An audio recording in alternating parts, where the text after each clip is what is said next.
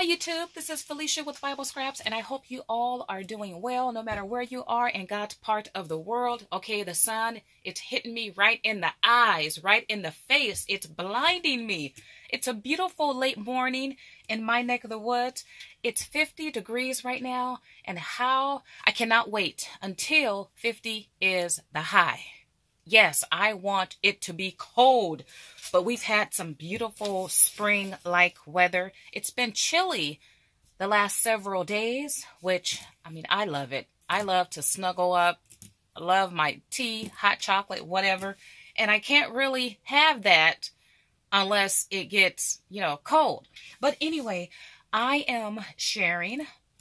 Let's see, I call them, when I first made these several years ago, I called them junk dangles. Some of you may have caught that video from yesteryear.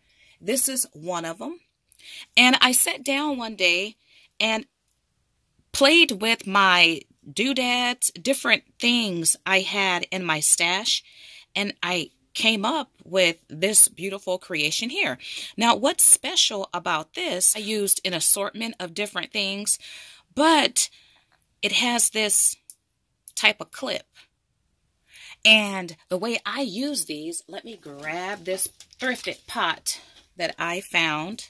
Of course, it's thrifted from the thrift store, but I suspended from the pot and it became pot container craft room jewelry.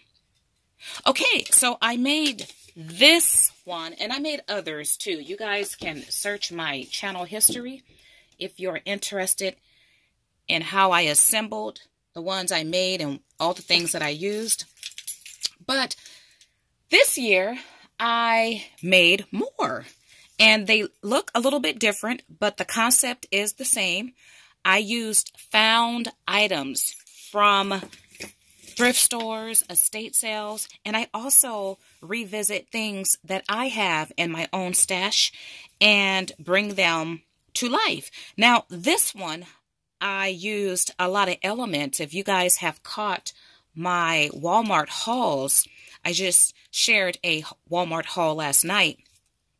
I used elements from the Walmart haul. But let's see here.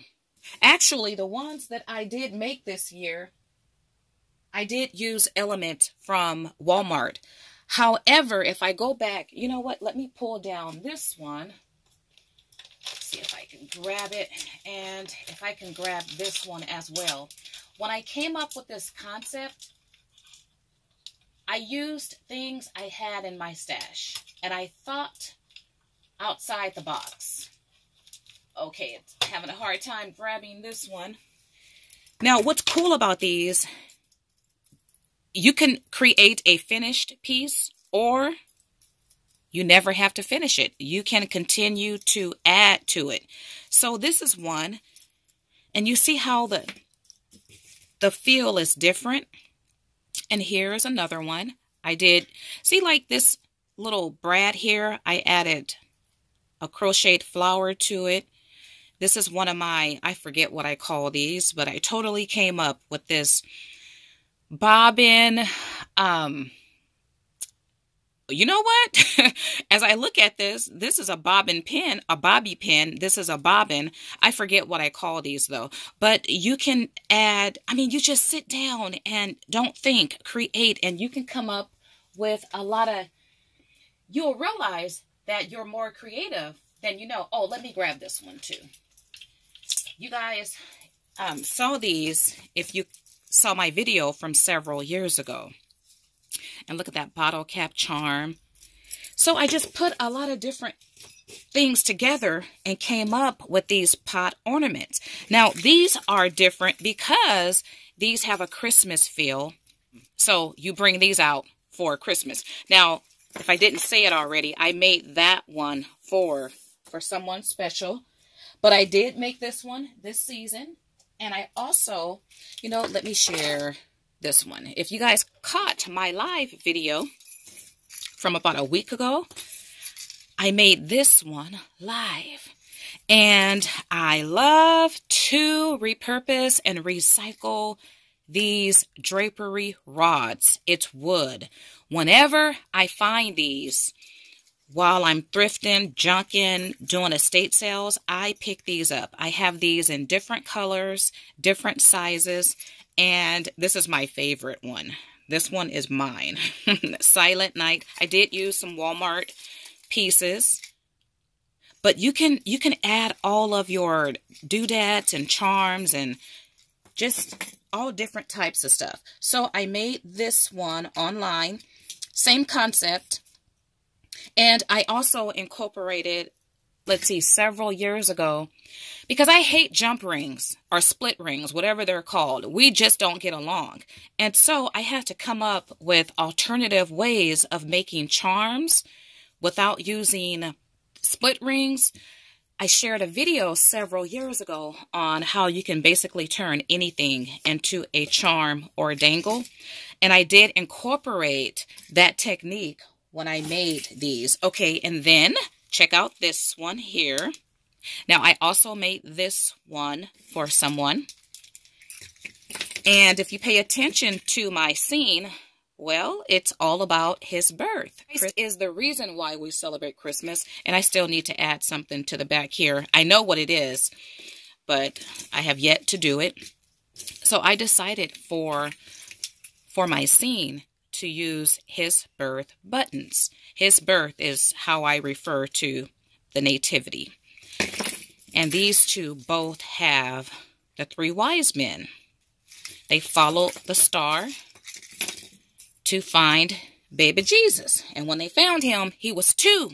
He wasn't an infant anymore. He was 2 years old. I know when we see the scenes with the three wise men, they're presenting gifts to an infant baby, but he was 2 years old when they found him. Okay, so I have these 3, and let's move these to the side. They're so pretty. You guys, these are so fun because we adorn our trees, and of course, these, if you had a tree filled of these types of ornament dangles, that would be so beautiful. But it's unique because it's handmade. You can personalize these. And, of course, you pull them out every year to decorate your different pots and containers. And you don't have to only use these in the craft room. You can adorn your planters. Oh, my goodness. I've forgotten about planters. I mean, don't we all have plants? You know what? I keep a garden. I'm still in my garden almost every day. Let me share this with you. On a side note, you guys, I know it's the season of being greedy and eating everything. Believe me, I'm getting my fair share, but let's try to keep it healthy too. This green smoothie, the greens came from my garden. Last night, I harvested different types of greens and decided to use it in my smoothie. I normally would buy my kale and my spinach and whatever else from Costco or Smart and Final. But I have such a harvest of lettuce. My greens are they're taking forever to grow, but I do have a couple that reached maturity. So I'm using it to make my green smoothie. And this one tastes so good. But anyway, I thought of all that because I thought that these could be used to adorn planters. Oh my goodness. My thought was I could create something that's weather resistant, or should I say water resistant. Oh my goodness. Okay, perhaps if the Lord willing, I got to write this idea down to create something for my outside pots because I primarily have a pot garden. Not marijuana, a pot garden. Okay, I do have a couple others to share. And of course, you can make these as journal and book dangles as well, but these are way too big. So these are specifically, the idea is to adorn and suspend these from your pots and containers. Some of you have seen this one. I love this one here. It has that farmhouse, that buffalo check, black and white look and feel. I did use things I picked up from Walmart. A lot of things came from Walmart. You guys could check out my 2 hauls that I shared. And then this one here. When I shared this one in a prior video, a lot of you guys liked. I mean, who don't like candy cane, right? Who don't like candy cane? And I upcycled, let's see, I found from the thrift store a whole bag of the galvanized mini pails, and they all had the hanging wire on it. And I didn't want to, well, I'm using the pails for something else, and I just couldn't part with the hanging part. So I kept them, and now, I mean, this is what I used for these 2.